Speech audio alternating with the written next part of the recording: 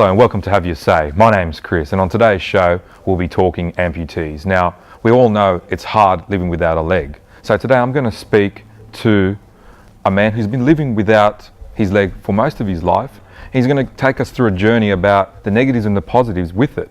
I would like to introduce Darrell from Amputees New South Wales. G'day, How are you going? I'm good, mate. I'm good, thank you. Tell me a little bit about Amputees New South Wales. Well, the organisation is a New South Wales representative body. It's all the members who are amputees themselves. It's a not-for-profit, 100% volunteer charity in New South Wales. Okay. And we look after the amputees of the state. Yep. Okay. So tell me, Darrell, when did you lose your leg? If you could say it like that way. Well, I mean, when I lost my leg, I was just a little boy. I was 5 at the time. Yeah.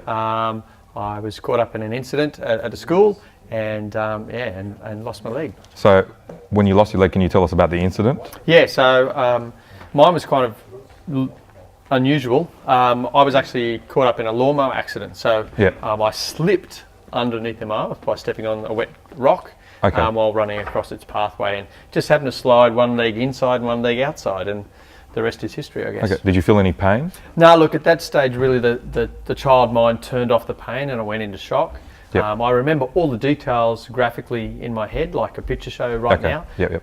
But it's kind of like black and white with no sound. Yeah. And I still can do that now, 40 years later. 40 years later. So what year would that have been? Probably That was 1976. 1976, yeah. And was there a lot of other kids that were also amputees at the time? No, look, I was in a small country town region and there weren't very many amputees. In fact, I can't remember any amputees except when I made it to hospital. I remember some older amputees, some aged people, but not my age. Okay.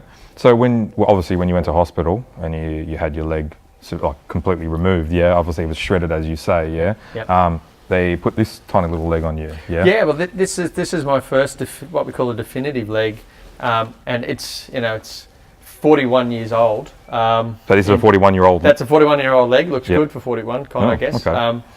But the technology is remarkably different to what it has now, and this definitive would have come a couple of months later, because it does take you time, especially back then. It took time to recover from these sort of injuries.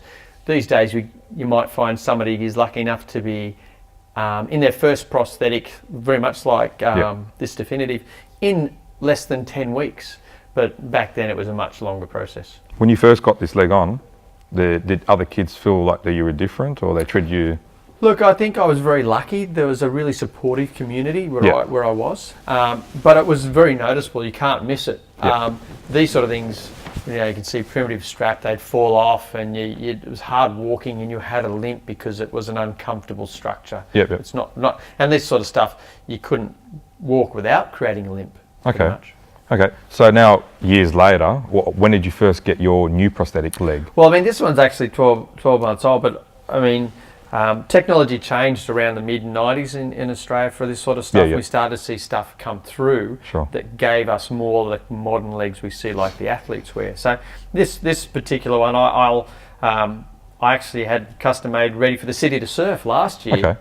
To run in that event, so I ran that 14 Ks, and I just finished it again in recent months. Can we show us this leg if you want? So look, this one's like a vacuum type of system, and it's How much are we looking at this one for? Look, they can vary. Something like that one, you're looking between $15,000 and $20,000 in parts and labour and effort that goes into making it as a whole. Okay, so just going back onto you in a minute, tell us about people that have amputated legs and arms that they can't afford these legs their arms. That's quite a common problem. The amputee space is a really sort of hidden and forgotten space, and until the inclusion of the NDIS these days, the stuff in New South Wales was supported by a department of New South Wales Health called Enable, which is really good. But they have budgets and stuff, and so getting prosthetics to do more work with the higher technology costs meant that you need to have more money in your pocket. So if you're fairly lucky, you might have been an insurance claim, and that would have been fine. But if you're a vascular patient or someone with diabetes, the likelihood of getting a leg like this was quite remote. Is there a lot of people that can't afford these legs? Yeah, lots of people that can't afford legs. And not everybody's the same. Each limb is custom made, so you can't just share legs around and swap bits. It doesn't work that way. That's why it's such a painful and exhaustive process. Darrell, you are a Taekwondo instructor. Yeah. So people may misconcept you that you probably can't fight. Yeah, my students would disagree. They don't like me kicking them too much.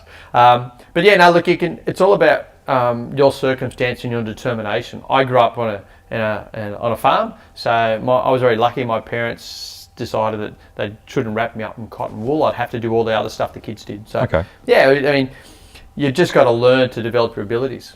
Do you think you can show us a move?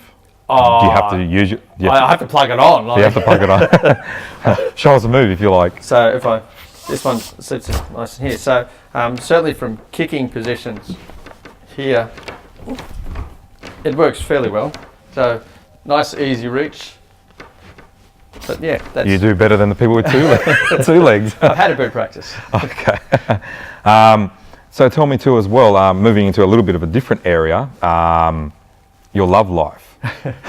How is it with like getting involved with females as well? Oh look, the dating scenes, there's nothing wrong. I guess as any father would give a son advice, is a girl will like you because of who you are, not because of how you look or what's missing. Yeah. Mostly. So I think I never had a real problem. I think personality came out and people accepted me for who I was. I wasn't shy and retreating so much in myself in the dating years. So it's never been a real big problem. I never found it a problem. Got some strange requests in the past, but it's just like, we'll kind of think of it like a big boot these days. You know, it's not just but people don't say nothing much anymore, no? No, look, I mean, people are interested, and I encourage people to ask questions, no matter what happens, because that's how people learn and accept it. Okay, so have you ever had anyone on the street like say something? Commonly, yeah. Yeah, what do people ask you? It's interesting. You'll get questions about how did it happen. What's that hose for? Because this one's got a hose on the back of it. Okay. That's a different colour. I haven't seen that before. Little children are the best. Okay. We still have a culture of telling kids not to ask questions, but most amputees would much rather a child ask a question, so they learn stuff. So you get lots of strange questions. I have had someone say, "Was it a shark attack?" Oh. Or was it? Were you in the war? They're common sort of stuff, and it's We'll speak of that area in a minute too as well. But yeah. What about driving? Oh, look, driving's an interesting topic. We're looking from the body's point of view of how to make life easier and the quality of life, and mobility for amputees is very important for our mental health. So driving is a part of that aspect. I don't have a problem as long as you understand the mechanics of what it is to push a pedal. Okay. I can drive tractors, tracks. I normally would have ridden down to visit on my motorbike normally. Okay. I do all that sort of stuff, no problem at all. It can vary. If I was an above knee, I might need a modification. But there's even evidence now to say that above knees don't need to have a modification. They just need to learn how to push properly. Okay. So training's nothing. We're learning all the time. Okay. Numbers of people with missing limbs and arms. What are I know you probably don't know exact numbers, but that's pretty accurate, Chris. The statistics can be a little bit convoluted in the space. Stats say there's about 12,000, a minimum of 12,000 people in New South Wales with amputation. There is suggestions that's much higher than that because we've got people who don't get involved in the stats collecting areas like going to get prosthetics made or hospitals. If you're in a nursing home and have dementia, they're not going to put your leg on so you can walk around because you've got dementia. Okay. So they can vary. But we're seeing around these days about 2,000 people or more having amputation in each year. So we're kind of looking at like maybe over 50,000 to 100,000 people without legs and arms. Across the country easily, but in New South Wales certainly it could be as high as 50,000. Jesus, that's a lot of people, yeah? It is a lot of people. It's a hidden space. We don't normally get that sort of engagement. Amputees traditionally sort of hide a little bit. They disappear into the forest, as we say, because they feel a bit awkward. Darrell, so tell me, 30 years ago, or maybe even more, was it common with Vietnam War veterans like Nam, soldiers even of like more today that they were missing limbs and arms and legs than today? Yeah, look, it's funny. There were more common things. Certainly war is one of those things that creates a lot of amputees. And for Australia, the big time was the First World War, and then into the Second World War, we saw a growth in that space. Yeah. But it's actually interesting, we start to see the shift in diabetes in amputation around 30 years ago. The element's starting to pick up. I remember my father saying to me, being in the hospital when I was there, that it was me as a child and then all these other patients who were elderly who were going through vascular and diabetes problems, and they were then something that he noticed 30 plus years ago. Okay, so Do you reckon a lot of the guys, particularly guys, probably more than females, that were probably in the war in Nam or in the military in Australia, they've been in Afghanistan or Iraq, a lot of them are suffering from more PTSD than the ones that are actually got more the Well, it can vary. I mean, certainly the conditions for post-traumatic stress disorder are there for anybody in the services conditions, and that's all about how people receive the trauma and then try and process it. We're finding that there seems to be a state where amputation itself creates post-traumatic stress. We're seeing that quite predominantly in anybody who loses their limb, not just from a trauma event or a war event, but also from something like vascular disease. It may not have the same severity as you might have with someone from the services and what they've had to endure, but they're seeing the same symptoms. Okay. Tell me a little bit about, like, say, animal attacks. Have you dealt with a lot of those guys or Look, girls? It's not like we often get attacked by a gorilla or something, but there Crocodiles, sharks? Sharks, we do lose limbs through sharks, and that's by the virtue of the fact they've got a big mouth, take a big bite, and you lose a lot of blood and the damage can be significant. So I know of a number of guys who've lost limbs and females who've lost limbs. We've got a famous surfer. We've got some guys in Queensland. We've even got other people like Paul de, for example, who's in the services and just struck here in Botany Bay and lost an arm and a leg. They certainly had that circumstance. We don't see it too much with any other exotic or circumstances with animals, but they do happen. The occasional dog attack and the flow-on effect. Sometimes sepsis or an infection can cause the loss as a result of an animal bite. What sort of insects and sort of exotic animals can do that too? We've seen hands taken from people who've been bitten by a spider, for example. Is that common? It's not overly common. There's a certain percentage of people who react to the spider bite that can cause a breakdown of skin and flesh. It often only results in damage to the skin, but for some people it can get quite traumatic and you can lose a hand or an arm. Okay, nice. And there are cases of that. Okay. You say that you're the director or the head of Amputee. So I'm the president. You're the president of Amputee New South Wales, but all around Australia too, or just New South Wales? Australia's basically had a very small amputee community. It's not been well organised historically. There are great agencies in other states, and there are state-based systems, and there's a federal element. But we all try and work together. Certainly, if you're in Victoria, there's Limbs for Life down there. The great group doing great stuff in Victoria. In New South Wales, Amputees New South Wales. In Queensland, you've got the AFSG, which is an equivalent to the New South Wales organisation. What about worldwide, Asia, Middle East? This is an empty space. The differences between the Western European worlds and the Asia region can vary quite a lot. We're not seeing a lot of the engagement in that sort of space as organisations go. In the US, the Amputee Coalition is really big and very active and powerful. In Europe, there are other groups in the same fashion. I'm sure, like Southeast Asia, India, Bangladesh, a lot of them probably are amputee people too as well. Lots of amputees in those regions, just on the demographic, but the circumstances that create them. So, What's the worst you've seen on an amputee? In terms of the amount of loss? Well, like with the legs or arms, like the worst conditions, if you can say. Well, conditions can vary for individuals and a lot, but I know a number of quad amputees who have survived diseases like meningococcal, which is a big concern, a life-threatening circumstance, and sepsis, which is an infection. Where the loss is quite significant, where you've got arms and legs taken. Okay. Children, young children today, how are they dealing with this sort of stuff as well? Well, I want to say that if you're wanting to lose a limb, it's probably the best time is when you're a child, because you can adapt better as a child. Adults have a bit more personality in mind and they can struggle a little bit. Children, generally by nature, try and be happy. Children survive the most difficult circumstances, and I know from my own experience, being a child meant that I've always been upbeat, that I've been fairly active, and I've got a different perspective on life. So children are really pretty good, and they'll go through the hardest times and just keep up a brave face and smile anyway. Okay. And that's really important. They also live for their parents too, which is really a unique feature. I want to talk a little bit more about the PTSD area with people with amputees too as well, and how we can get it across the nation too as well, that, hey, you're not alone.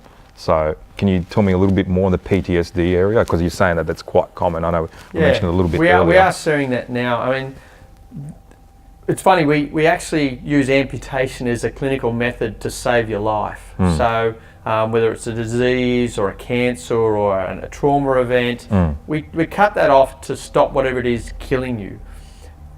But that's a trauma event in itself. Okay. We think about ourselves differently. So there's no cure for amputation except a prosthetic, but that's not really a cure because a lot of people struggle with that. So the trauma event creates this additional stress. People say, how will I live? How will I move? My life is over.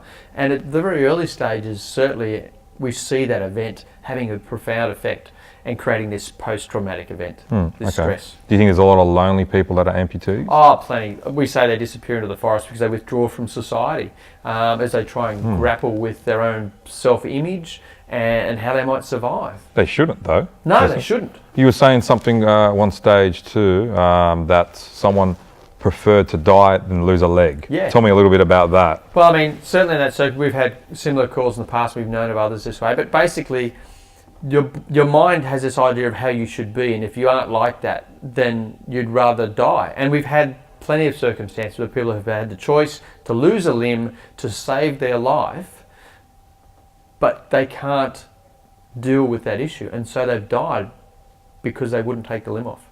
Okay. Interesting. Just that simple. The infection, the results of infection and blood loss, disease. We'll go back into that little area in a minute too as well. Now, you were obviously a teacher of Taekwondo. You have your own school? I run classes at the University of Newcastle. So being that they think most amputees that actually don't do anything yet, do you know much about if the amputees are big in like Paralympics or in the Olympics? Oh, look, certainly. I've got plenty of friends here in the Sydney region, such as like Ellie Cole and we've got Scotty Reid. And there's plenty of people in that space who are really physically active and do fantastic things in the community. Certainly there's lots of people, and lots of people you don't hear about. It's not the elite level only. You've got lots of people all the way through. One of my close mates is a fantastic runner. He's just done 100 kilometres in an recent event. He'll do the 50, do a marathon. These sort of things are quite capable. What type of amputee you are and your circumstances have impact.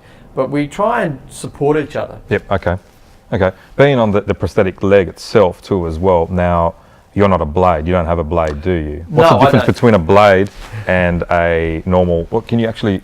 So I have kind of it's in essence a mini blade in here. So basically this carbon fibre has a foot that comes out in the same sort of blade fashion.